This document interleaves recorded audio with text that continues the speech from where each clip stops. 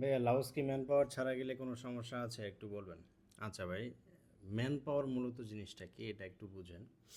Man power মূলত হচ্ছে আপনি বাংলাদেশ থেকে বিদেশে যাচ্ছেন একজন কর্মী হিসেবে বা কাজের জন্য। সেটার জন্য বাংলাদেশ বৈদেশিক যে কর্মসংস্থান আছে সেখান থেকে একটা ক্লিয়ারেন্স নেওয়া যে আপনি একজন কর্মী হিসেবে আপনি দেশের বাইরে যাচ্ছেন। এটা জাস্ট শুধু হয়তো তারা শুধুমাত্র রেকর্ড থাকা যে আপনি একজন প্রবাসী হিসেবে যাচ্ছেন, ঠিক আছে, দ্যাটস ইট। যদিও বিভিন্ন ধরনের বিভিন্ন কমিটমেন্ট থাকে তাদের আমাদের গভর্নমেন্টের থেকে, যে আপনি বিদেশে গিয়ে যদি কোনো ধরনের দুর্ঘটনার শিকার হন সেই ক্ষেত্রে বিভিন্ন ধরনের ইনসেনটিভ থাকে। দেন হচ্ছে কোনো ধরনের যদি আপনি মৃত্যুবরণ করেন, আপনার লাশ বাংলাদেশে নিয়ে আসা পর্যন্ত সব কিছু এগুলো আসলে সুযোগ সুবিধা থাকে অনেক ধরনের, যদিও এটার কোনো ধরনের কোনো ফলাফল আসলে বাংলাদেশ সরকার থেকে এ পর্যন্ত আসলে খুব বেশি দেখা যায়নি, ঠিক আছে।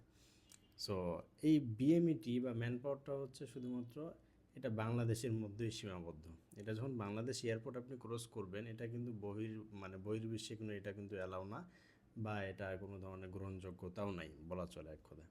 তবে আপনি ম্যান পাওয়ার করে যাওয়া মানে হচ্ছে আপনি সরকারিভাবে আপনি বৈধ ওয়েতে আপনি হচ্ছে বিদেশে গেলেন, দ্যাটস ইট, ঠিক আছে। কিন্তু বহির্বিশ্বে বা দেশের বাইরে গিয়ে বা আপনি যে কোনো দেশেই যান না কেন, আপনি সেখানে গিয়ে যে আসলে এটার দ্বারা কোনো একটা সুবিধা পাবেন পুরো একদম স্বপ্নের ব্যাপার, ঠিক আছে।